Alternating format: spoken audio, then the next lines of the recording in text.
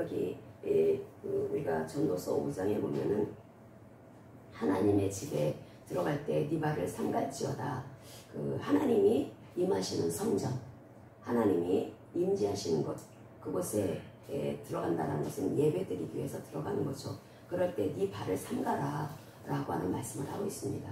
이 발이라고 하는 것은 우리가 발이 이제 발로 이제 걸어가는 거죠. 오늘 강북구에 있는 그 수요일에 주매동산교회 그 교회를 이전 예배 또 봉헌 예배를 드리러 가게 될 때 그때 우리는 걸어서 자동차를 타고 또 걸어서 그 교회를 들어가게 됩니다. 그때 그러면 우리가 신발에 묻은 흙을 털고 들어가야 되는 건가?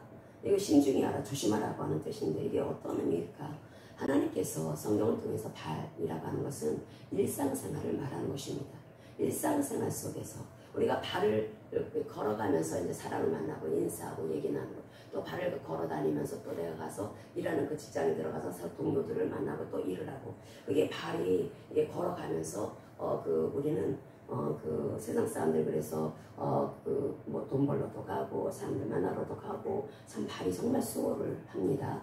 그런데 이 발은 일상생활 속에서의 영성, 결국 너희들이 하나님을 믿는다면은 너희들은 세상 사람들이 발이 달려 있어서 마음대로 자신들이 원하는 대로 살아가면서 그렇게 자기의 그 가치관, 자기의 그 사상을 드러내면서 그렇게 살아가는 그런 삶을 살아가는 것이 아니라 너희들은 항상 하나님을 의식하면서 살아가야 된다. 하나님 앞에서 살아가는 의식, 그게 신전의식이라고 합니다. 하나님 앞에서 항상 나는 지금 눈에 보이지 않지만 그 하나님 앞에서 살고 있다. 하나님 앞에서 살고 있다면 우리는 일상생활 속에서 내가 발이 어디를 향하든 우리는 그 만나는 사람, 그 만나는 환경 그런 곳에 마음이 주락펴락하지 않고 우리는 항상 조심하게 될 것입니다. 조심하게 되는데 하나님께서 그러면 우리의 그 일상생활 속에서의 그 영성 속에서 우리가 어떻게 했길래 성도인데도 불구하고 우울한 마음이 들고 성도인데도 불구하고 마음이 늘 불안하고 늘 누군가로부터 쫓기는 것 같은 그러한 그 마음을 갖게 됐을까? 그것은 이 성도가 아직도 여전히 그 사람이 이 말씀을 모르기 때문에 복음을 모르기 때문에 겪는 서로 상실감이고 아픔이고 고통이라는 것입니다. 그래서 이 복음이 무엇인지를 지식으로 알면 안 됩니다. 이 복음은 하나님께서 우리를 살아내라고 주신 우리의 삶이 되어야 합니다. 그래서 우리가 어떻게 해야 되는가? 오늘 예를 들어서 우리 일상생활 속의 영성 별거 아닙니다. 아주 뭐 단순하게 생각하면은 오늘 예를 들어서 우리 주매동산교회 제가 거기에 방문을 하는데 거기 오는 동기 가운데는 10년 전에 만난 동기도 있습니다. 그동안에 서로들 바쁘기 때문에 가끔마다 전화는 했어도 만나지를 못했습니다.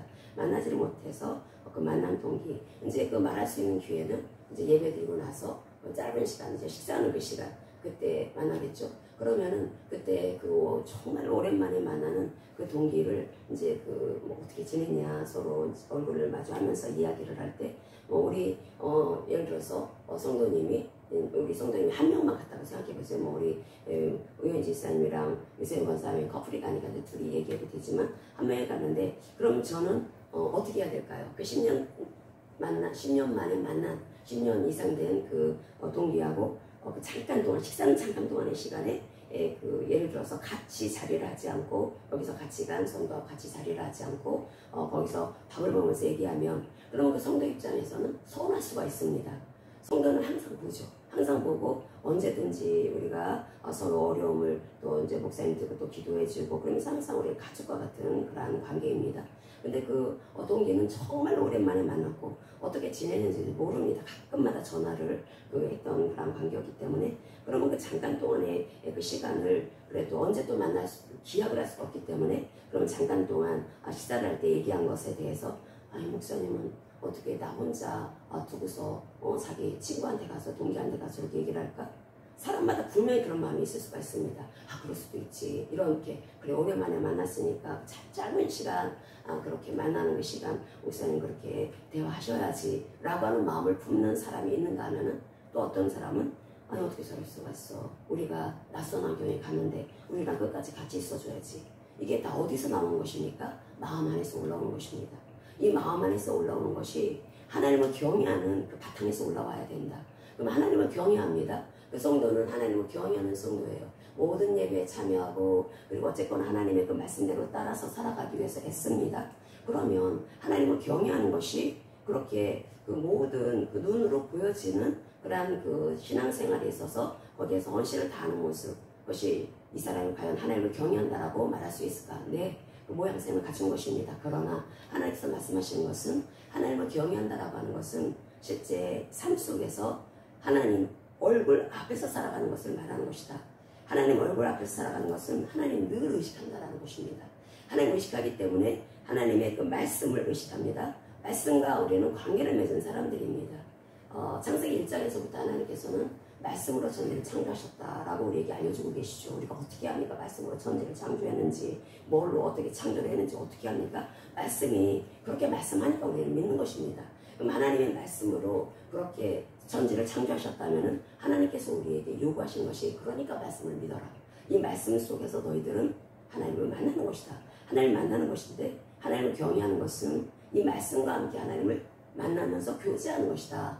그럼 하나님을 교제할 때 예수님께서 율법 가운데 가장 중요한 것에 대해서 그 서기관이 질문을 했을 때 답변을 하시죠. 가장 중요한 그 핵심 중의 핵심은 하나님을 사랑하는 것이고 이웃을 사랑하는 것이다 라는 말씀을 하십니다. 그럼 하나님을 사랑하고 이웃을 사랑하는 것이 하나님을 경외하는 사람의 그 마음 안에 녹여져 있다라는 거죠. 녹여져 있다라면 하나님을 사랑한다면 하나님의 그 말씀을 따르려고 할 것입니다. 그 하나님을 사랑하는 사람은 또 하나님의 그 사랑을 받아서 헤세드의 은혜 가운데 딱딱하고 거칠거칠하고 뾰족뾰족했던 마음이 녹아지게 됩니다. 녹아지게 되면 내 주변에 있는 사람들을 관대하게 바라볼 수가 있다는 거죠.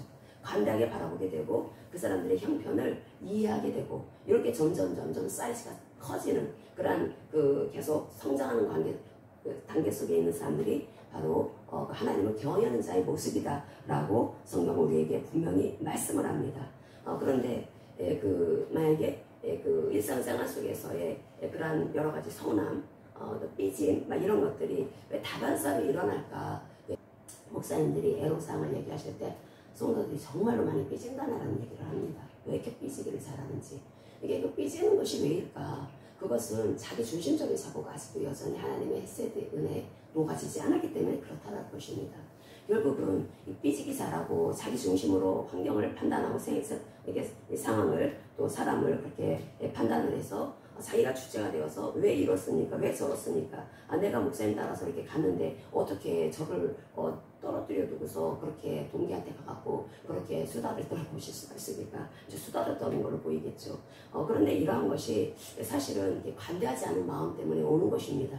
그런데 이제 마음이 넓은 사람 같으면은 그럴 수도 있지 뭐 나 밥 혼자 먹고 그냥 같이 또 다른 사람들 다 거의 다 혼자 오신 그런 그 박근우 목사님 우리 축하계에서 오신 뭐 그룹으로 오실 수도 있고 또 혼자 오실 수도 있고 온 사람들이기 때문에 그냥 뭐 당연히 그런 자리가 뭐 당연하다 이렇게 생각을 하면서 또 이렇게 각자 또 모습도 있고 또 그랬을 것입니다. 근데 이런 게 다 영성이라는 것입니다. 영성. 우리가 삶 속에서도 그렇습니다. 내가 직장에서도 가정에서도 하나님께서 우리에게 요구하시는 것이 바로 그 영성을 너는 가져야 된다 라는 말씀을 하고 있다는 거죠. 우리가 주님이 오실 날 가까운 이때 특별히 우리가 알고 있어야 되는 것은 저 그리스도는 하나님과 분리시키는 자입니다. 보통 이 마지막 때는 가치관을 통해서 사상을 통해서 하나님과 완전히 분리시켜버리죠.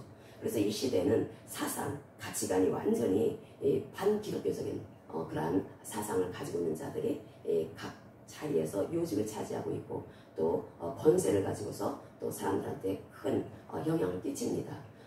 저 그리스도는 하나님을 분리하는 자, 하나님을 분리시키는 자, 불법의 사람이 나타날 것이다. 그렇게 말씀을 하고 있습니다. 이 불법이라고 하는 것은 유대인의 성경에 이렇게 번역을 보면은 토라를 어기는 자라고 번역을 합니다. 이 토라는 구약의 말씀이기 때문에 이것에 대해서 우리는 신약의 백성인데 왜 자꾸 토라 얘기를 하냐라고 생각하는 사람들 스스로가 자기는 무식합니다 라고 말하는 것입니다. 하나님께서 이 토라라고 하는 것은 우리에게 꼭 인생에 먹어야 될 말씀, 하나님께서 우리에게 가르쳐 주시는 말씀, 또 하나님께서 우리에게 바른 길로 인도해 주시는 말씀이 토라, 특별히 이 모세오경의 말씀 속에 가득합니다. 그럼 이 말씀을 사도 바울은 깨닫습니다. 사도 바울의 이 골로새서의 말씀을 보면 우리 골로새서를 보겠습니다. 골로새서 1장 사도 바울이 갑자기 어떤 그 말씀이 하늘에서 우르르 하늘이 열려가지고 하나님께서 뇌를 꽉 열어주셔가지고 그 말씀을 쏟아부어 주신 것이 아니라 하나님께서 이 바울이 10년 내지 10수년을 홀로 성경과 씨름하는 시간이 있었습니다. 그 씨름하는 시간이 10년 이상이 걸렸다는 거죠. 그 성경을 어떤 성경입니까? 그 당시 구약 성경밖에 없습니다. 이 구약 성경을 보면서 사도 바울이 엄청난 것들을 깨달았는데 그게 바로 이 사도 바울의 서신서, 신약 성경의 절반을 사도 바울의 서신서로 이게 이제 다 담겨져 있죠. 이 말씀이 다 그 구약을 깨달은 사도 바울이 각각의 형편에 맞게 그 성도들에게 이 말씀을 전하고 있는 것입니다. 고로새서 1장 20절에서 24절까지 같이 읽겠습니다. 그의 십자가의 피로 화평을 이루사 만물 곧 땅에 있는 것들이나 하늘에 있는 것들이 그로 말미암아 자기와 화목하게 되기를 기뻐하시니라. 전에 악한 행실로 멀리 떠나 마음으로 원수가 되었던 너희를 이제는 그의 육체의 죽음으로 말미암아 화목하게 하사 너희를 거룩하고 흠없고 책망할 것이 없는 자로 그 앞에 세우고자 하셨으니 만일 너희가 믿음에 거하고 더 위에 굳게 서서 너희 들은 바 복음의 소망에서 흔들리지 아니하면 그리하리라. 이 복음은 천하 만민에게 전파된 바요 나 바울은 이 복음의 일꾼이 되었노라.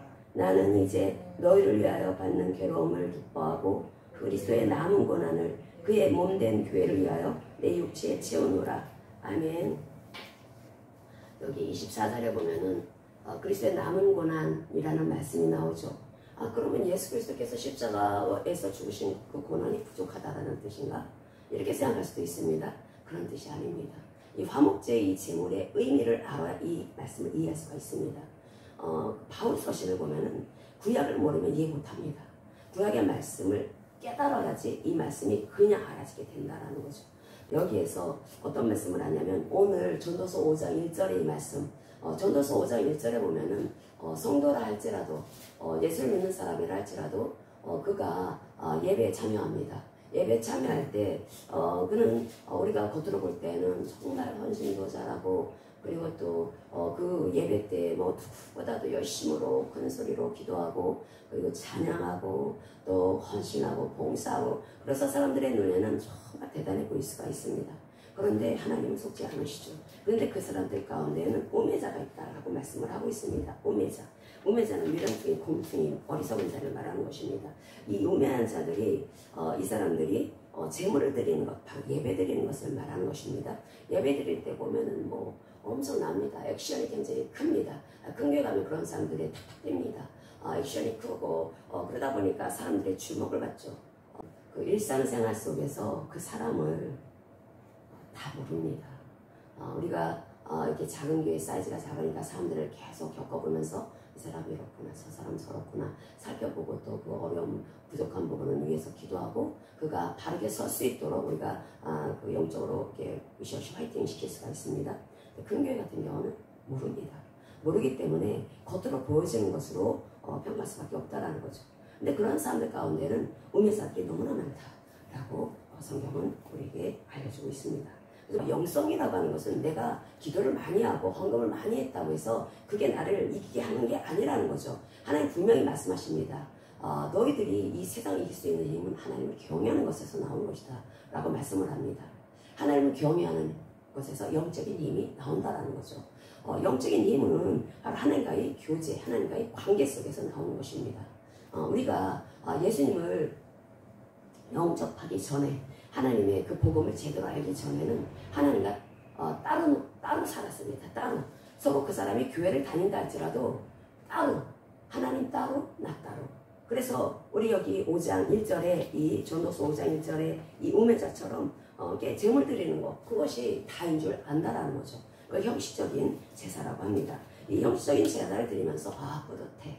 오늘 예배 드렸어. 오늘 새기도 예배 드렸어. 뿌듯해. 다른 사람들은 잠꾸러기들이라 게을러서 못 나오는데 나는 부지런해서 나왔어. 뿌듯해. 우리가 그렇게 모든 예배에 참여하면서도 우매자가 될 수도 있다는 거죠.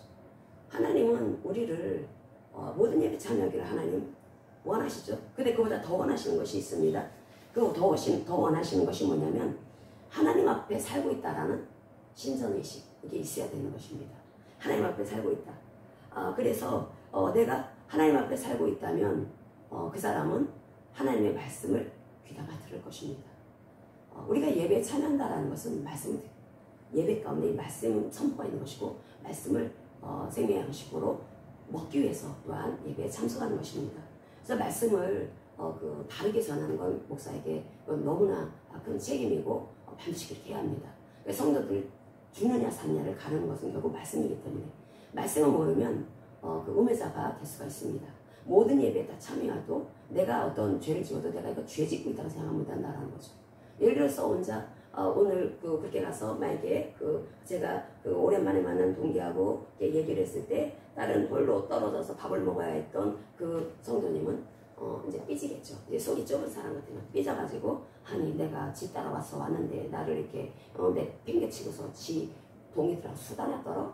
이제 그 환경은 전혀 자기 입장만 생각을 하죠. 근데 이것은 하나님 앞에 서 있는 모습이 아닙니다.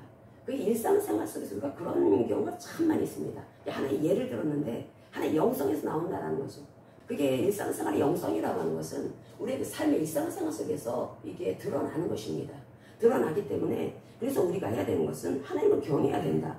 그렇지 않으면은 아무리 그 사람이 교회 와서 눈을 볼 때는 대단한 그런 종교활동을 하는 것 같다 할지라도 이 사람은 만약에 집에서나 이런 어떤 일상생활 속에서 그런 모습을 보인다면은 그 사람은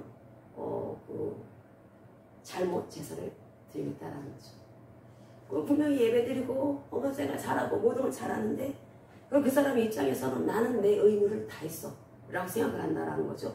자신의 의무를 다했다. 난 하나님 앞에 할 도리 다했어 이렇게 생각한다는 거죠. 근데 말씀이 강단에서 선포되어지는 말씀이 제대로 된 메시지가 나가지 않게 되면은 모릅니다. 내가 지금 잘 살고 있다는 걸, 내 잘못 살고 있다는 걸 모른다는 거죠. 인본적인 그러한 이 목회관을 가지고 있는 목사님들의 그 말씀은 보통 사람들을 보듬어 줍니다.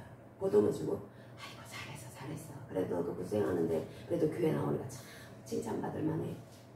그런 말씀은 전하지 진정 우리가 어떤 게 죄인지를 얘기를 하지 않습니다. 그러면 이 사람들을 다 우매자로 만드는 것입니다. 우매자. 지금 한국교회, 세계교회 우매자들 투성입니다. 우매자들. 그리고 자기가 스스로도 우매자들은 자기가 잘못 살고 있다는 것조차 생각 못한다는 거죠. 들은 적이 없기 때문에. 우리 사실 삐지고 이러는 걸 아주 사소한 얘기지만 죄라고 생각합니까? 죄라고 생각하지 않습니다. 그냥 그 사람 성향이라고 생각하지. 우리는 그렇게 자기중심적입니다. 굉장히 자기중심적이라는 거죠. 하나님은 그래서 우리가 만약에 너희들 그렇게 살아가게 되면은 그 마음이 아주 사소한 것들, 일상생활 속에서 벌어지는 아주 사소한 일들 이런 것들을 너희들이 방치를 하게 되면은 그 마음에 결국 계속 꾸정물이 들어온다. 꾸정물이 들어오게 됨으로써 마음이 혼탁해진다라는 거죠. 이게 마음이 혼탁하게 되면은 이 혼탁한 이 마음 안에 이 깨어남이 없기 때문에 이 기쁨이 없기 때문에 결국 계속 세상에 돌아가는 그 소식이 내 귀에 더 들어오게 되면서 이제 세상을 비교를 하죠. 세상에 살아가는 사람들을 비교를 하죠. 비교하고 판단하고 누구한테 말을 하지 않았다 하더라도 이 마음속에서 벌어지는 일들입니다.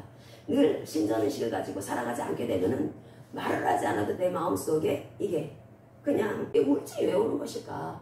하나님 앞에서 나가는 그 의식이 없기 때문이다. 근데 이런 것은 일상생활 속에서 그게 드러나야 된다.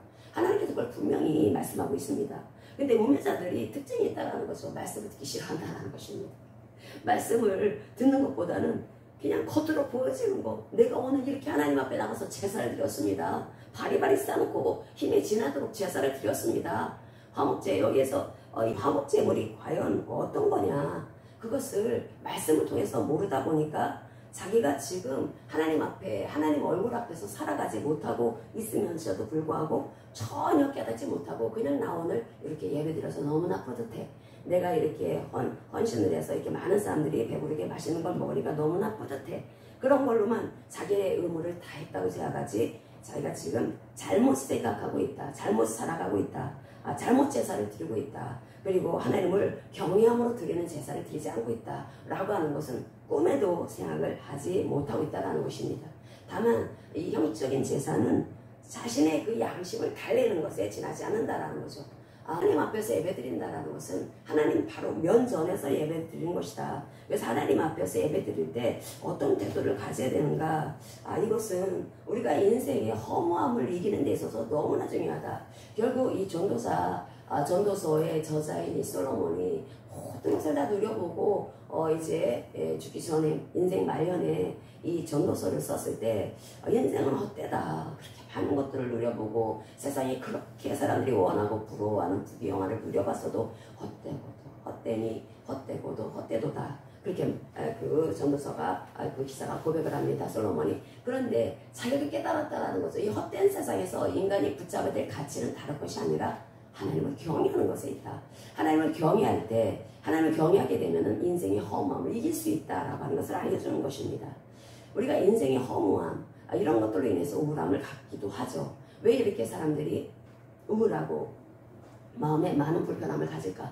허무하다라는 것입니다. 인생을 돌아보니까 너무나 허무하다라는 거죠. 자신의 그 뒤안길, 자신의 인생을 생각해 보니까 한순간이더라. 인생 금방 40대고 50대고 60대고 70대고 그렇게 되더라. 인생 한순간이더라. 그 예뻤던 그 20대 30대의 나이는 금방 지나가 버리고 그때 그걸 누리지도 못하고 내 나이 벌써 주름지는 나이, 벌써 이렇게 그 꼬부랑 깽깽 되어지는 그런 나이가 되었네. 인생이 그러니까 허무해진다라는 거죠. 우리가 그런 것들이 다 일상생활 속에서 벌어지는 것들입니다. 근데 하나님은 말씀하십니다. 그런 것을 이길 수 있는 비결이 있다. 인생의 허무함 이길 수 있는 하나님이 주신 그 은혜의 그 비결이 있는데 그게 바로 하나님을 경외하는 것이다.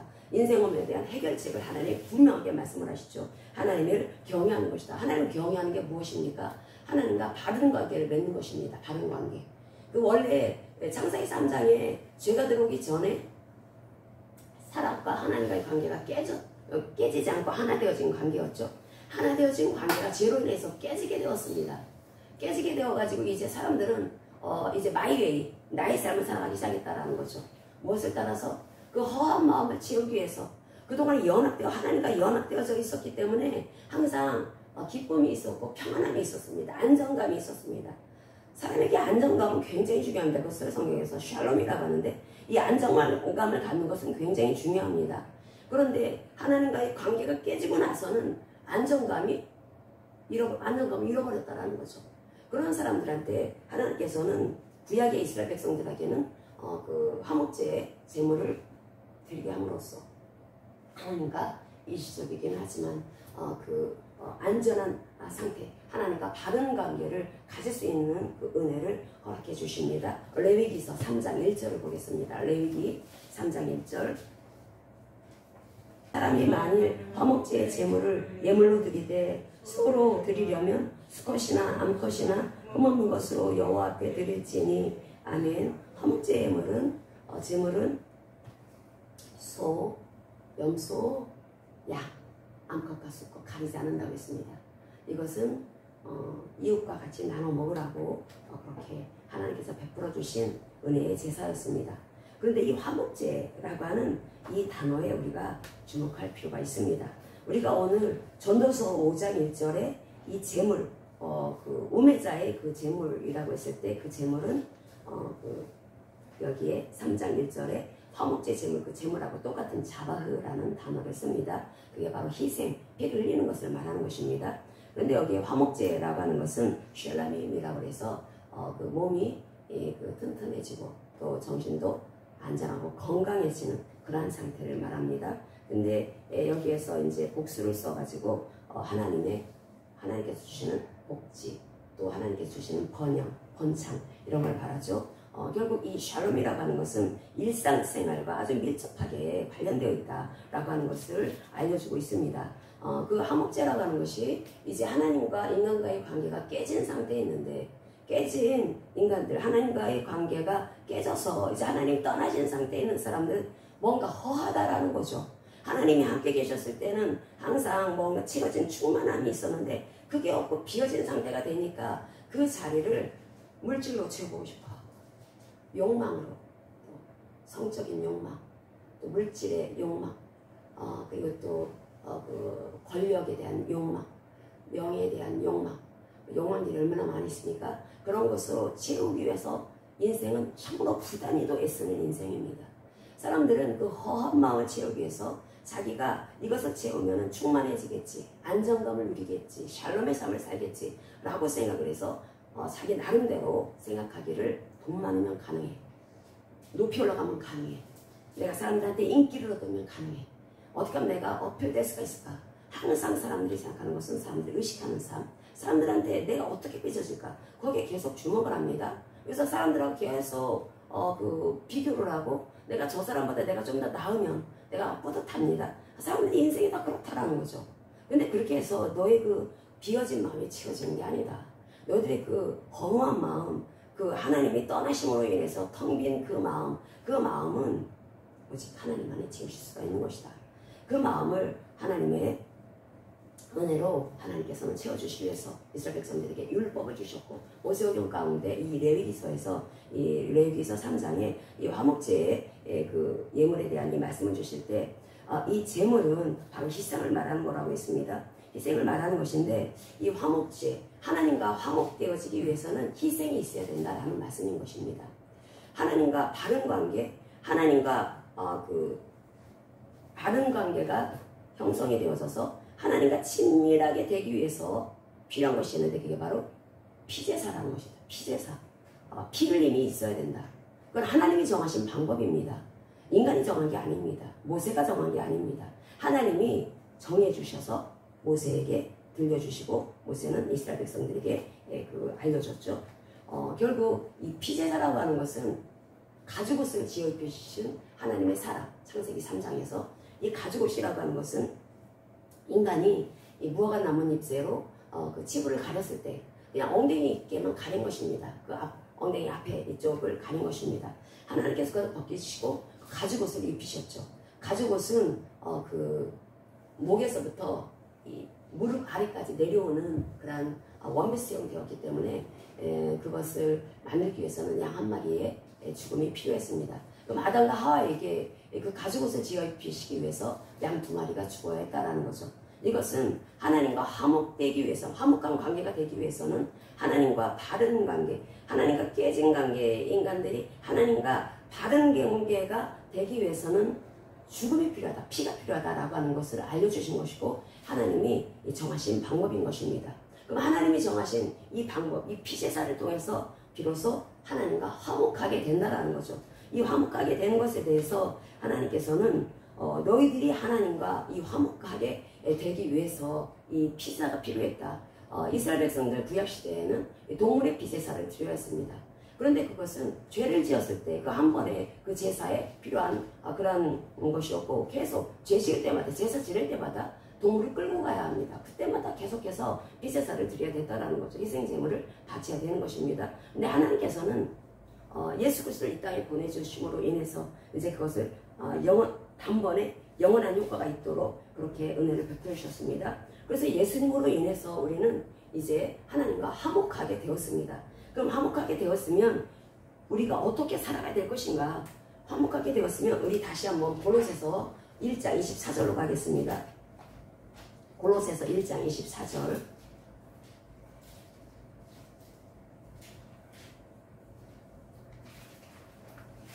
이 골로새서 이 말씀이 바울이 이걸 깨달아가지고 이 말씀을 이렇게 풀어 쓴 것입니다.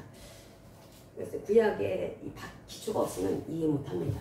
그래서 여기 보면은 1장 24절 같이 읽겠습니다. 나는 이제 너희를 위하여 받는 괴로움을 기뻐하고 그리스도의 남은 고난을 그의 몸된 교회를 위하여 내 육체에 채우노라. 아멘. 그리스도의 남은 고난이라는 게 뭐냐면 그 화목제의 제물을 하나님 앞에 드리라고 했습니다. 흠없는 곳으로 드려야 합니다. 근데 이 제물이라고 하는 게 그 피 흘린 그 제물을 말하는 것이죠. 하나님과 화목되기 위해서는 반드시 희생이 따른다. 그래서 예수 그리스도께서 십자가에서 희생 당하신 것입니다. 하나님이 그렇게 정해 주셨습니다. 그러면 하나님 예수님께서 그렇게 하셨으면 그걸로 땡 되는 것이 아니라, 이제 너희들이 하나님의 그 놀라운 사랑을 입었으면 이제 너희들도 바로 그 사랑 안에서 그리스도의 남은 고난이 바로 그것입니다. 화목제의 이 제물로 그 하나님 예수님께서 이 땅에 오셔서 그렇게 희생 제물이 되어 주신 것처럼 우리가 일상생활 속에서도 우리는 하나님과 화목된 상태가 되어 있다면 자기를 부인하는 삶을 살아가야 된다. 그것을 그리스도의 남은 고난이다 라고 말씀을 하고 있습니다. 우리는 예수님께서 십자가에서 희생 제물이 되어 주셔서 우리는 그리스도 예수 안에 들어와 살게 되었습니다.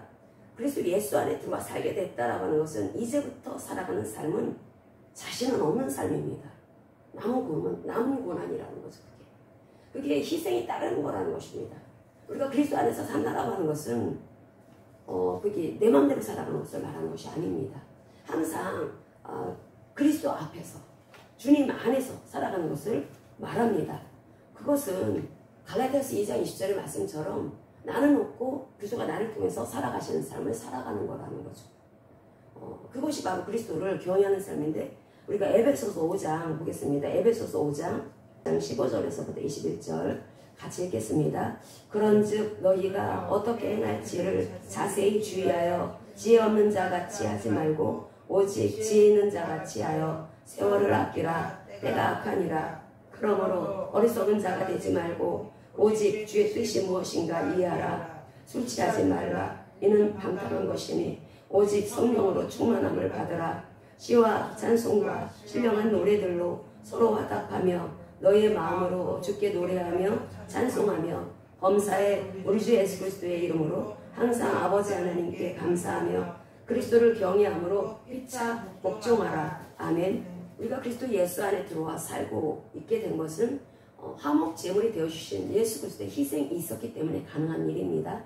그럼 우리가 이곳에 들어와 산다고 했을 때 우리에게 하나님께서 주신 하나님의 뜻이 있습니다. 그것은 나를 부인하는 삶을 살아가야 된다는 거죠. 나를 부인하는 삶이라고 하는 것은 항상 하나님의 면전에서 살아가는 것처럼 하나님의 얼굴 앞에서 살아가는 것처럼 자신을 부인하는 삶을 살아가는 것입니다. 이걸 지식으로는 알고 있습니다. 기억하고 있습니다. 일상생활 속에서 나와야 된다는 거죠. 일상생활 속에서 여러분들이 이제 오늘도 삶 속에 사람들을 만납니다. 그들과 대화를 합니다. 그냥 스쳐 지나가는 한두 번 볼 그런 사람이라면 그냥 예를 갖추죠. 근데 그렇지 않고 항상 보게 될 가족들, 그리고 또 직장 동료들, 이런 사람들한테는 그냥 일단은 친하니까 자기의 불편한 그런 모습을 보일 수도 있다는 것입니다. 그런데 그렇게 살면 안 된다라고 말씀을 합니다.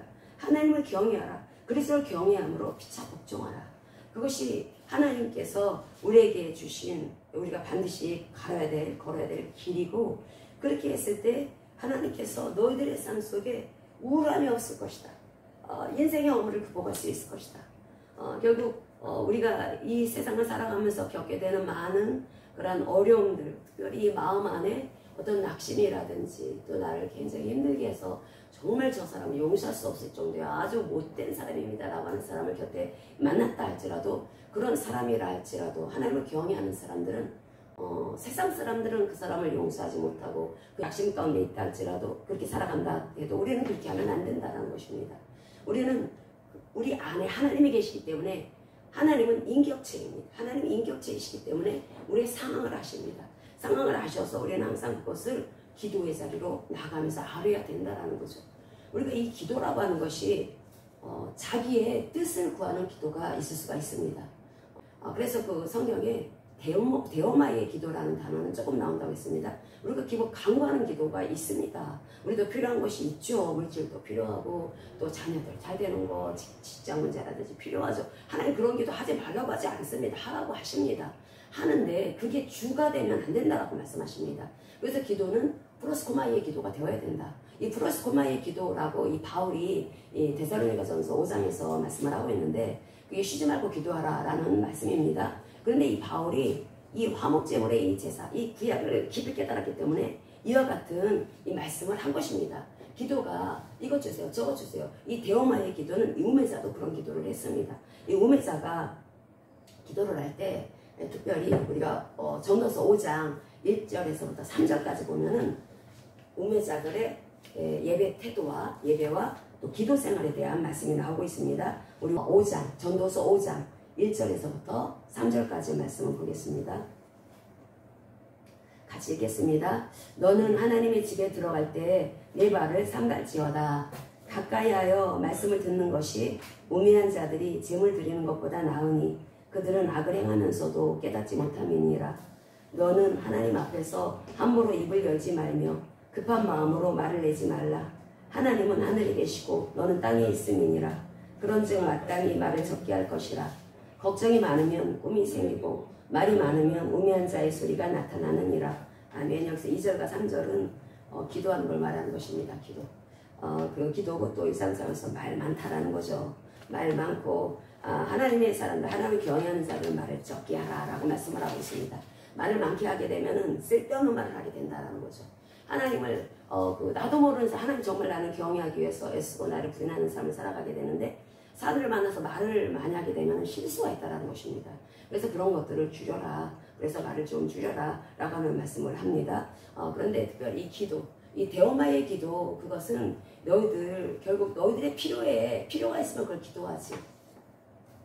너희들이 필요한 것들을 하나님 앞에 구한다. 하나님께 구하는데, 그런데 항상 기도의 목적이 항상 나 필요한 거, 내가 지금 반드시 해결되어져야 되는 거, 그런 것들에 우선순위를 둔다라는 것입니다. 우선순위를 두기 때문에 하나님과의 교제는 항상 멀어진다라는 거죠. 하나님은 이 기도를 통해 하나님은 자녀를 만나길 원하십니다. 프로스코마의 기도라고 하는 것은 기도를 통해 하나님을 만나라라는 말씀입니다. 기도를 통해 하나님을 만나기 위해서는 하나님을 예배드리는 마음으로 기도하는 것이기 때문에 이 프로스코마의 기도가 하나님의 뜻을 구하는 것을 초점 맞추면서 기도하는 것이기 때문에 말씀을 알아야 합니다. 하나님의 뜻을 어떻게 합니까? 말씀을 통해서 하나님을 알 수 있는 것이죠. 그래서 말씀을 알아야지 우리는 하나님의 마음을 알 수가 있는 것이고 하나님의 뜻을 알 수가 있습니다. 그럼으로써 우리는 하나님과 그 말씀을 근거로 기도를 할 때 하나님의 마음을 알게 되면서 하나님을 높이고 하나님을 찬양하게 됩니다. 하나님께서 율법의 근본 정신, 우리가 예수님께서 율법의 근본 정신에 대해서 말씀하시는 것을 볼 수가 있습니다.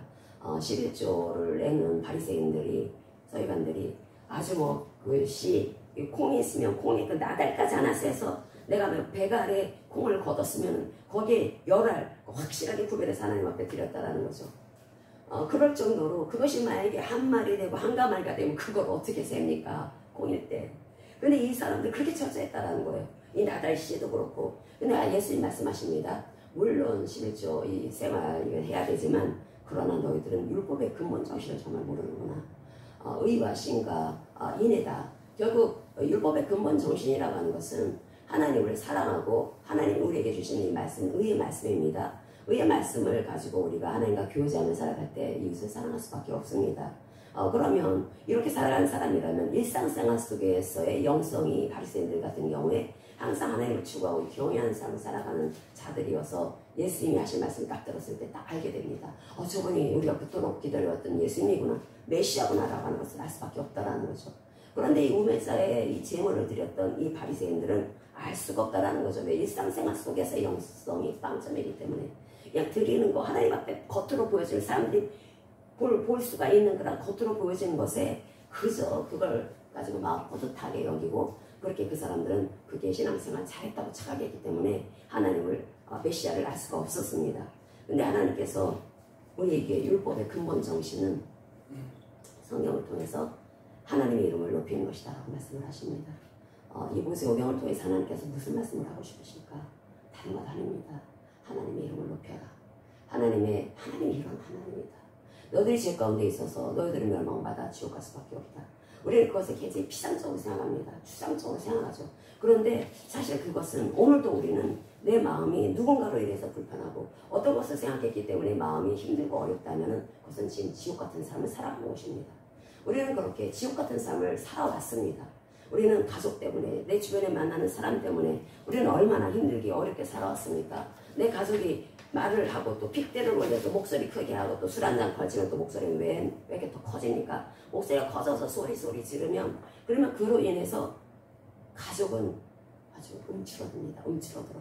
움츠러들게 되면은 그 마음이 열등감이 생깁니다. 그 마음 속에 굉장한 열등감, 상실감, 고통, 그 허한 마음이 주님으로 채워지지 못했기 때문에 그 가족의 그 불화살을 막아내지 못한 것입니다. 그러니까 그 가족이 교회에 신앙생활 한다 할지라도 여전히 이 가족은 어쨌거나 하나님을 경외하면서 살아내기 위해서 애쓰는데 그 또 다른 가족이 이렇게 고통을 줍니다. 그렇게 되면은 이 가족을 죽이는 것입니다. 이 사람이 살아나려고 하는데 마음을 완전히 지옥과 같은 마음으로 바꾸는 일을 그것도 다른 사람이 아닌 가족이 하고 있다라는 거죠. 하나님께서 왜 이렇게 술 먹지 말라, 술 취하지 말라 그렇게 말씀을 하실까? 그것은 술을 취하게 되면은 아주 이 전두엽이 인사불성이 돼가지고서 헛소리를 하게 되고 목소리가 커지게 되고 그 분위기를 완전히 지옥과 같은 분위기, 마이가 판을 치는 분위기로 만들기 때문에 하나님께서 우리 살리기 위해서 그와 같은 말씀을 하는 것입니다. 그래서 우리가 그 세상에 살아갈 때 이 영성, 일상생활 속의 영성, 생각 관리 정말 잘해야 되고 말도 조심해야 되고 행실 관리도 잘해야 되고 그런데 그 척도는 항상 다른 사람들이 나 어떻게 보지? 내가 목사인데 사람들이 어떻게 볼까? 나 교회 다니는데 그래도 내가 명색이 장로인데 명색이 권사인데 어떻게 볼까? 사람들의 이목이 내 삶의 척도가 되는 것이 아니라 내 말과 생각과 행동에 척도가 되는 것이 아니라 항상 크리스찬들의 그 척도는 말과 행실과 생각의 척도는 남의 이목이 아니라 누가 나를 보기 때문에 하는 것이 아니라 하나님의 말씀인 것입니다. 하나님의 말씀을 그 말씀을 볼 때 살아 역사하시는 말씀을 볼 수 있어야 합니다. 그 하나님의 말씀은 죽은 말씀이 아닙니다. 세상에는 제가 아무리 공자왈, 맹자왈, 논어를 보면 예전에 제가 논어 예전에 읽고 대학교 다닐 때 그랬었는데 좋은 말씀 굉장히 많이 있습니다. 그런 말씀은 죽은 말씀입니다. 아무리 세상에서 사람들이 알아주는 그러한 명인의 그 위인의 유명한 말이라 하더라도 그게 명언이라고 하더라도 다 죽은 말씀입니다. 그런데 하나님의 말씀은 살아 역사하는 말씀입니다. 살아 역사하는 말씀을 볼 때 우리가 항상 그분의 눈 앞에 있다. 하나님 말씀 앞에 있다라고 하는 것은 그분 앞에 있다라고 하는 마음을 항상 갖고 있어야 된다라는 거죠. 그래서 이 우매자가 제사를 드릴 때, 예배를 드릴 때 우매자는 말씀을 듣는 것을 싫어한다라는 거죠. 여러분 이 강단에서 선보여지는 메시지는 굉장히 중요합니다. 여러분 살리는 말씀입니다. 여러분의 이 환경을, 이 마음의 환경 특별히 천국으로 바꿔지는 굉장히 중요한 말씀입니다. 여러분이 이 말씀을 정말로 마음의 귀를 활짝 열고 내가 저 말씀을 들어야 내가 산다. 그런 마음으로 듣는다면 여러분 달라집니다. 일단은 마음의 이 환경이 달라집니다.